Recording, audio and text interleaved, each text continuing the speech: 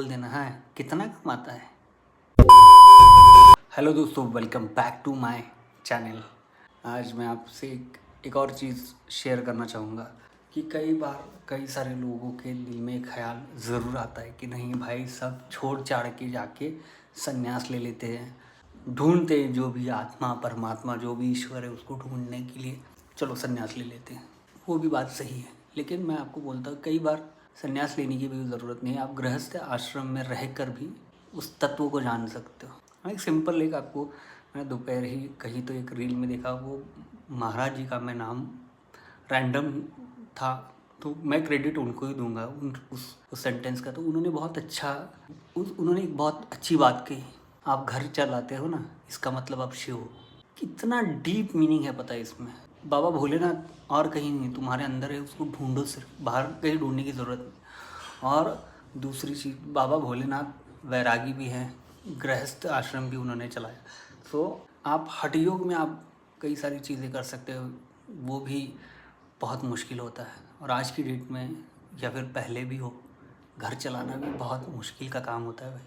जो आदमी जो औरत कोल्हू के बैल की तरह काम करके घर चलाते हैं ना भाई, उन्हीं को पता होता है कि चूल्हा जलता कैसे है, रोटी पकती कैसी है।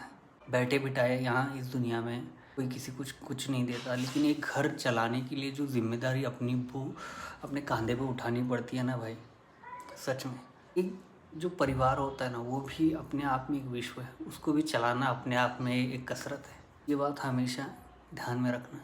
जो व्यक्ति आपका घर चला रहा है ना, जिन लोगों ने वो चीज़ भुगती है, जिस दिन वो चला जाता है ना, तब पता चलता है कि घर कैसे चलता था, कहाँ से आता था पैसा। बहुत छोटी चीज़ें हम आसानी से बोल देते, लेकिन वो आदमी वो औरत वो घर चलाने के लिए क्या क्या चीज़ें करती है, किन चीज़ों से उसको गुजरना पड़ता है, ये बात वो सिर्फ व्यक्ति ही जानता है जो घर चलाता है। आसान होता है किसी को भी ब्लेम करना, ये चीज़। भाई एक बार चला के तो देखो, वो रथ का पहिया खींच के तो देखो। बारिश है, धूप है, वो पहिया चलाना है ना भाई, बड़े बड़े के पसीने छूट जाते उस रथ का पहिया चलाने में। बहुत आसान होता है किसी को बोल देना है कितना कमाता है, इतना कमाता है। अरे भाई, जो उतना उसके हिसाब से है वो उतना उसकी पूरी जी जान लगा के कमाने की कोशिश करता है, ये कोई नहीं देखता। लेकिन बहुत आसानी से लोग पूछ लेते हैं कितना कमाते हो वे। यह सवाल कमाने वाले को कितना चुभता है वो सिर्फ कमाने वाला जानता है भाई। बोलने वालों का क्या है, कितना कमा लेते हो भाई। जो कमाता है ना उसी को पता होता है। और जो बाकी का सब कि तो सब कहने की चीज़ है, मैं इतना कह सकता हूँ भाई।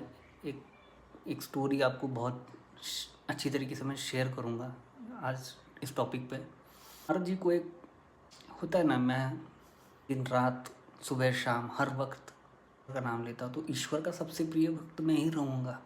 उनका एक हो जाती है, वो नारायण के पास चली जाती है और उनसे ही पूछते हैं कि नहीं नारायण, आप बताइए आपके प्रिय भक्त कौन है।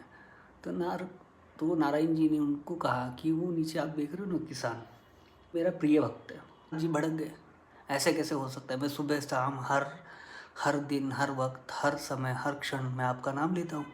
विष्णु जी ने भी क्या किया, एक कलश दिया तेल से भरा हुआ। नारद जी को एक कलश दिया और उनको बोला कि ये कलश तेल से भरा हुआ है और उसको बिना एक बूंद गिराए आपको यहाँ से वहाँ लेके जाना है। तो नारद जी ठीक है कोई बात नहीं, नारद जी कलश लेते, यहाँ से वहाँ तक नारद जी चल के जाते, एक बूंद भी तेल नहीं गिरा। विष्णु जी हंसते हैं, ठीक है यू कंप्लीट द टास्क।